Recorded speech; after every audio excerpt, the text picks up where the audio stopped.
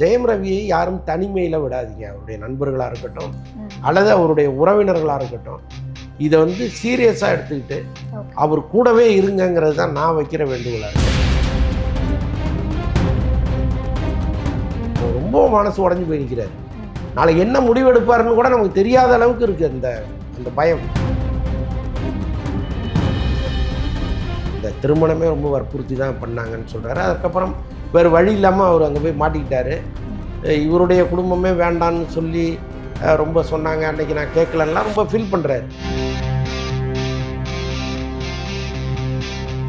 அவங்க வந்து அவர் மன ரீதியாக அவங்க அதிலேருந்து சரி பண்ணி வெளியில் கூப்பிட்டு வரும்போது இப்படி ஒரு டிவைன் இருக்கே அப்படின்னு அவர் நினைக்கிறார். அது காதலாக மாறுறதுக்கெல்லாம் வாய்ப்பு இல்லைன்னு தான் நான் நினைக்கிறேன். அவங்கள ஒரு மரியாதையான இடத்துல வச்சு அவர் பார்க்குறாரு. அவங்கள அவர் வாழ்க்கையிலேருந்து விரட்டி விட்டாங்க.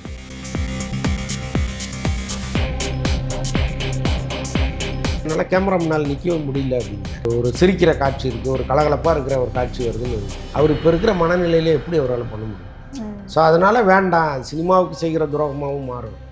அவ்வளோ பணத்தை போட்டுட்டு ஒரு தயாரிப்பாளருக்கு நம்ம அவ்வளோ ரிஸ்க்கு தரணுமான்னு நினைக்கிறேன். அவ்வளவு ஜெனியூனாக இருக்கிற ஒரு மனுஷனை நான் அப்படி தான் பார்க்குறேன்.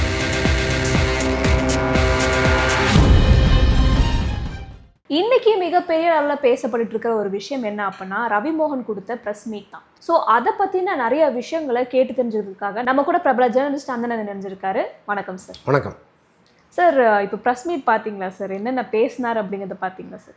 ஆக்சுவலாக நான் இப்போ இன்றைக்கி காலையிலேருந்து ஒரு 5-6 பேர் ஃபோன் பண்ணி சார் அது குறித்து பேசணும் அப்படின்னாங்க. நான் வந்து எனக்கு அதில் விருப்பமே கிடையாதுங்க அப்படின்னு. ஏன்னா அவருடைய வழியை அவர் சொல்கிறார். அதில் வந்து கொஞ்சம் கூட பொய் இல்லை. அதை பார்க்கும்போது நமக்கே கண்ணீர் வருது. இன்னொன்று அவருடைய தோற்றத்தை பார்த்தே நான் ரொம்ப அதிர்ச்சியானேன். ஏன்னா அந்த கண்ணுக்கு கீழெல்லாம் கருவளையம் வந்துருச்சு. அப்படியே முகம் முழுக்க கவலை மட்டும்தான் இருக்குது அவர் முகத்தில். ரொம்ப மனசு வேதனையாக இருந்துச்சு எனக்கு. ஏன்னா ஜெயம் ரவி வந்து அவருடைய முதல் படத்துலேருந்து நம்ம பார்க்குறோம். அவ்வளவு ஒரு அழகான பையன், ரொம்ப சிரித்த முகத்தோடு இருக்கிற ஒருத்தர். அவரை இவ்வளோ கவலையாக பார்ப்போம்னு நானே நினச்சதில்லை. அவர் அவ்வளோ கவலையாக பார்க்க வேண்டிய ஒரு சூழ்நிலைக்கு இந்த காலம் கொண்டு வந்து நிறுத்திருச்சே அப்படின்னு நினைக்கிற அளவுக்கு இருந்துச்சு. அதான் நான் நிறைய பேர்கிட்ட சொன்னது தான் உங்கள்கிட்டையும் சொல்கிறேன். அதை பற்றி பேசுகிறதுக்கு எனக்கு ரொம்ப தயக்கமாகவும் வேதனையாகவும் இருக்குது. சார், இப்போது இவங்க 2 பேருக்குள்ளே பிரச்சனை வர்றதுக்கான காரணம் வந்துட்டு கெனிஷா தான் அப்படிங்கிற மாதிரி ஒரு தேர்ட் பர்சன் வந்துட்டு நடுவில் வந்து இழுத்துட்டாங்க. நிஜமாவே அதுதான் ரீசனா, இல்லை இவங்களுக்குள்ள வேறு ஏதாச்சும் பிரச்சனை இருக்கா? இல்லைங்க, இந்த கணவன் மனைவிக்குள் பிரச்சனை வருவதுங்கிறது இப்போ ரொம்ப ஈஸியாக போயிடுச்சு. முன்னெல்லாம் வந்து ஒரு பாண்டிங் இருக்கும், இல்லை கல்யாணம் பண்ணிட்டோம் வேறு வழியில் வாழ்ந்தே ஆகணுங்கிற சூழ்நிலையிலலாம் வாழ்ந்துருவாங்க. பட் இன்றைக்கி வந்து அப்படி இல்லை. பிடிச்சிருந்தா வாழ்க்கை, இல்லைன்னா கிளம்பி போங்கிற அளவுக்கு நிலைமை ரொம்ப சகஜமாக மாறி இருக்குது. ஸோ அப்படிப்பட்ட சூழ்நிலையில் அவர் ரொம்ப வற்புறுத்தி கல்யாணம் பண்ணி வச்சதாக அவர் சொல்கிறார். அந்த திருமணமே ரொம்ப வற்புறுத்தி தான் பண்ணாங்கன்னு சொல்கிறாரு. அதுக்கப்புறம் வேறு வழி இல்லாமல் அவர் அங்கே போய் மாட்டிக்கிட்டாரு. இவருடைய குடும்பமே வேண்டான்னு சொல்லி ரொம்ப சொன்னாங்க, அன்றைக்கி நான் கேட்கலன்னா ரொம்ப ஃபீல் பண்ணுறாரு. பட் அங்கே போய் அவருக்கு நிறைய நெருக்கடிகள் கொடுத்ததெல்லாம் சொல்கிறாரு. அதான் நான் சொல்கிறேனே, அவருடைய வழியை அவர் சொல்கிறாரு. 2 குழந்தைகளை விட்டுட்டு ஒரு அப்பா பார்க்கக்கூட முடியாத ஒரு தொலைவில் இருக்கிறது. அப்புறம் அவருடைய கரியரே போய் அங்கே கான்சன்ட்ரேட் பண்ண முடியாமல் நிற்கிறது. அதுக்கப்புறம் ஆறுதலாக ஒருத்தங்க வராங்க. அது காதலாக நட்பானே புரிஞ்சிக்காமல் அதுக்கு ஒரு பேரை வச்சு 2 பேரையுமே அசிங்கப்படுத்தி அவங்கள அவர் வாழ்க்கையிலேருந்து ஓட விடுறது. ஸோ அதை வேதனைப்படுறாரு. அப்படி அவரை சுற்றி நீங்கள் எதை பார்த்தாலும் ரொம்ப வேதனையாகவே இருக்குது. இதில் போய் நீங்கள் என்ன பேசுவீங்க? அவருடைய உணர்வுகளை நம்ம புரிஞ்சுக்கிறோம், அவர் நல்லா இருக்கணும்னு விரும்புகிறோம், பிரார்த்தனை பண்ணுறோம், அவ்வளோதான். இதை தாண்டி நம்ம ஒரு வார்த்தை பேசுறது கூட எனக்கு சங்கடமாக இருக்குது. இப்போ ரவிமோகன் விஷயம்னு எடுத்துக்காமல் இப்போ ஜென்ரலாகவே செலிபிரிட்டிஸ்ன்னு எடுத்துக்கிட்டோம் அப்படின்னா, அவங்களுடைய ஒரு டிவோர்ஸ் கேஸ் அப்படின்னு நடக்குதுன்னா அதில் வந்துட்டு இந்த சோஷியல் மீடியாவில் நடக்கிற சில ரூமர்ஸ் வந்துட்டு அந்த சிச்சுவேஷன் வந்துட்டு ரொம்பவே மோசமாக்குன்னு நீங்கள் நினைக்கிறீங்களா? இல்லை, அப்படி கிடையாதுங்க. பட் இந்த டைவர்ஸ்லேயே நிறைய வெரைட்டிஸ் இருக்குது. இப்போ ஜெயம் ரவி அவங்க பிரச்சனையை விட்டுருங்க, ஜெயம் ரவி ஆர்த்தி பிரச்சனைங்கிறது முற்றிலும் வேறுபட்டதாக இருக்குது. ஆனால் இங்கே வந்து ரொம்ப 2 பேர் மேலேயும் ஒரு மிகப்பெரிய தவறு இருக்கும். அப்படிப்பட்ட ஃபேமிலியெல்லாம் டைவர்ஸ்க்கு வரும். அதை பற்றியெல்லாம் நம்ம பேசியிருக்கோம். அது வேறு, முற்றிலும் அது வேறு கேட்டகரியாக இருக்கும். ஸோ இதில் வந்து சோஷியல் மீடியாவோடைய இன்ஃப்ளூயன்ஸ் தான் ஒரு குடும்பத்தில் ஒரு பெரிய பிரச்சனையை உருவாக்குதுன்னு நான் நம்பலை. ஓகே.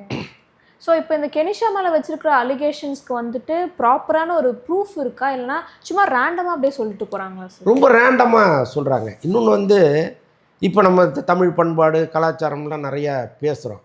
அதில் இந்த காஸ்டியூம்லேருந்து அது ஆரம்பிக்கும். நீங்கள் இப்படி தான் உடை அணியணும், இப்படி தான் இருக்கணும், பொதுமக்கள் முன்னாடியில் இப்படி தான் வரணும் அப்படின்லாம் நமக்குள்ள ஒரு கட்டுப்பாடுகளை உருவாக்கி வச்சுருக்கோம். அதை தாண்டுகிற யாராக இருந்தாலும் வேறொரு பார்வையை பார்க்குறோம். இப்போ அவங்க வந்து ஒரு நார்த் இந்தியன் பேஸில் இருக்காங்க. அவங்களுடைய அந்த ஸ்டைல் ஆஃப் இதெல்லாம் பார்த்திங்கன்னா ரொம்ப ஃப்ரீக்வெண்ட்டாக இருக்காங்களே அப்படிங்கிற மாதிரி ஒரு பார்வையோடு இந்த சோசியல் மீடியா அவங்கள பார்க்குது.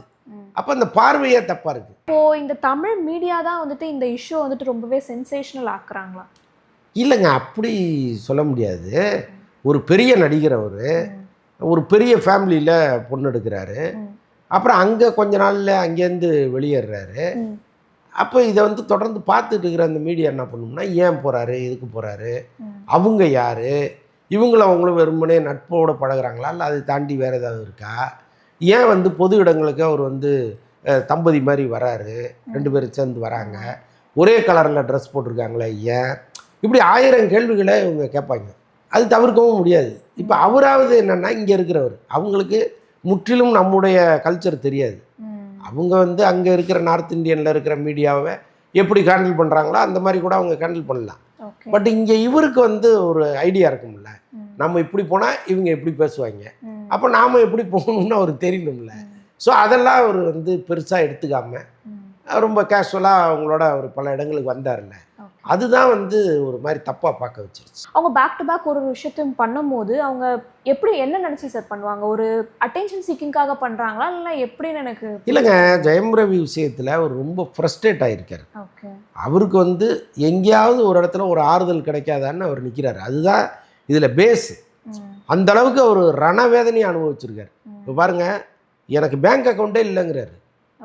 ஒரு 30 கோடி ரூபா 40 கோடி ரூபா சம்பளம் வாங்குகிற ஒரு ஹீரோவுக்கு ஜாயிண்ட் அக்கௌண்ட் தான் இருக்குது. நான் எங்கேயாவது ஒரு இடத்துல ஏடிஎம் பயன்படுத்தினோன்னா என்ன வாங்கினேன் அப்படின்னு அடுத்த நிமிஷம் ஃபோன் வருது அப்படின்னா அது எவ்வளோ பெரிய நெருக்கடி. யாராலாவது இருக்க முடியுமா?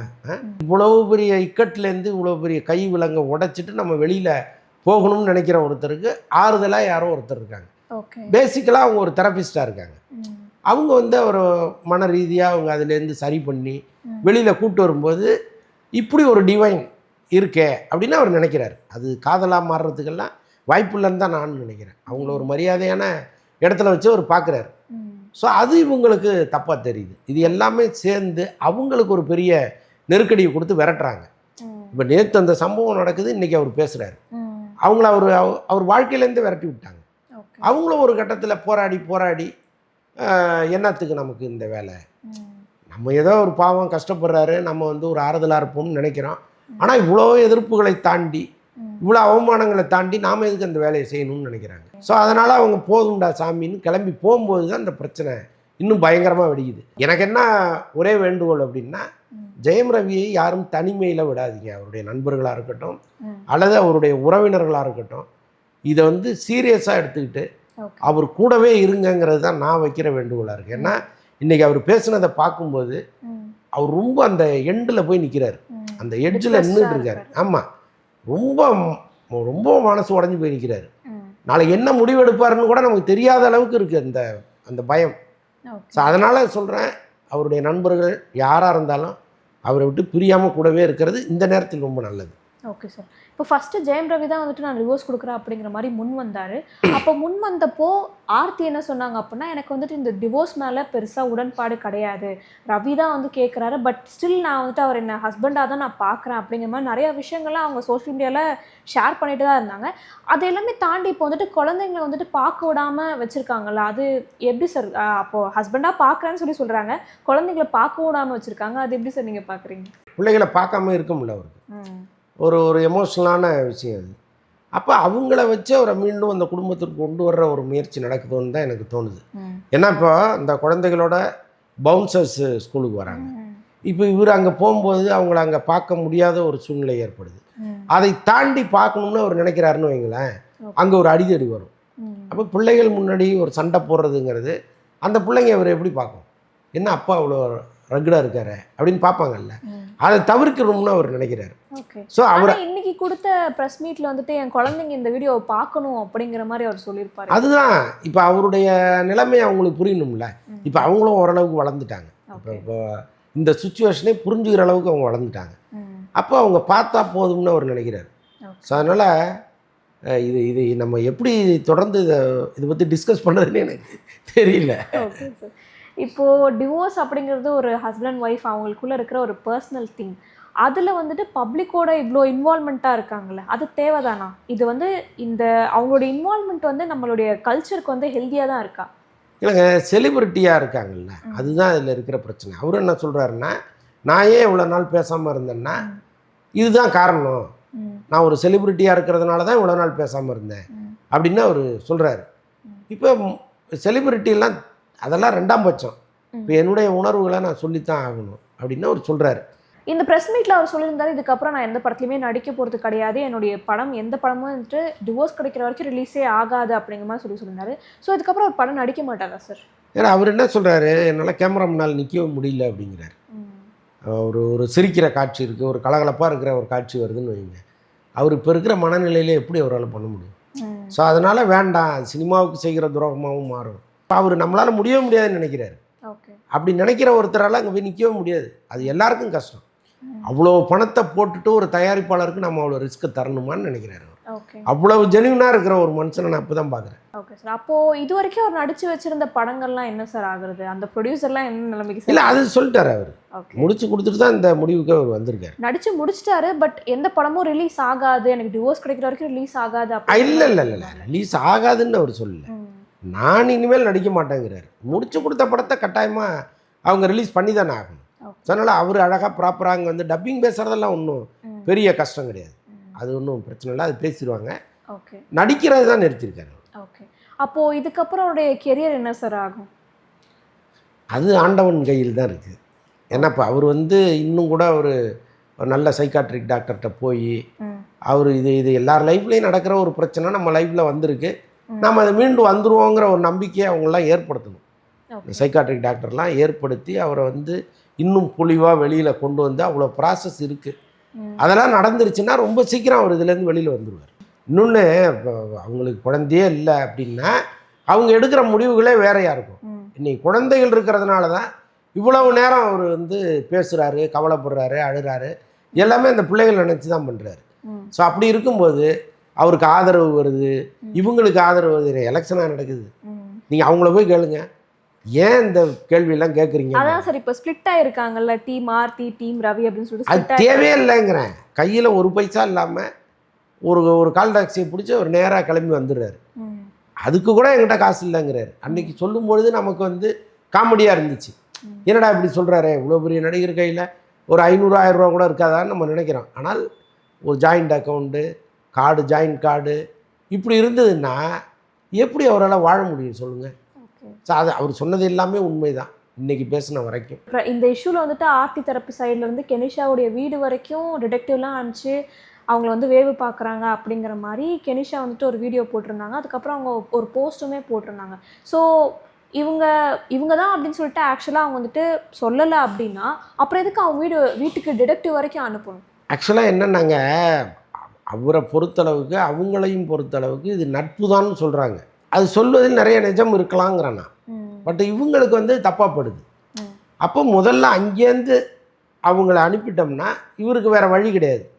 மறுபடியும் அவங்க வீட்டுக்கு போக முடியாது. அவங்க அப்பா அம்மா வந்து அவ்வளோ அட்வைஸ் பண்ணி அவர் கேட்காம தான் இந்த கல்யாணம் பண்ணியிருக்காரு. அங்கே போகலைன்னா அடுத்து அவர் எங்கே வருவார்? பிள்ளைகளை பார்க்க வருவார், பழைய மனைவியை பார்க்க வருவார். டைவர்ஸுங்கிற பிரச்சனையே இல்லாமல் மீண்டும் நம்ம வச்சுக்கலான்னு அவங்க நினைக்கிறாங்க. ஸோ அதுக்கு முதல் வேலை என்னென்னா கெனிஷாவை இங்கேருந்து அனுப்பணும். இப்போ ஜெயம் ரவி வந்து இல்லை முடியவே முடியாது, இவ்வளோ தூரம் பண்ணிட்டீங்கல்ல, எனக்கு நீங்கள் முற்றிலும் தேவையே கிடையாது அப்படின்னு ஒரு முடிவு எடுத்தாருன்னா அது அவங்களுக்கு இன்னும் பெரிய பேக் ஃபயராக மாறும். ஓகே சார், இவ்வளோ நேரம் உங்களோட டைம் ஸ்பெண்ட் பண்ணி எங்களுக்காக இவ்வளோ விஷயம் ஷேர் பண்ணதுக்கு ரொம்பவே நன்றி சார். நன்றி.